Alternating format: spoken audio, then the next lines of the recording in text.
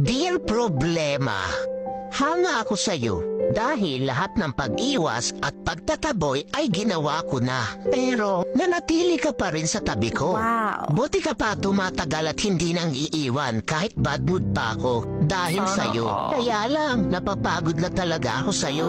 Pwede bang tantanan mo na ako? I-give up mo na ako, please. Mag-break na tayo, Problema. Hindi na kita kayang tagalan. Kaya, iba na lang mahalin mo. Mababaliw na ako kaiisip sa'yo. Pwede, ikaw na lang mag-isip sa akin. Ikaw naman mamroblema sa akin. At nakakapagtaka ka rin, Problema, no? Dahil wala namang nangyayari sa atin. Bakit nagkaanak ka? Dumami ka pa talaga. Hindi akin yan. Nagawa mo rin pala talaga akong lokohin, ha?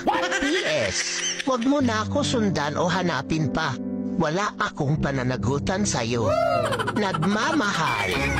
Stress.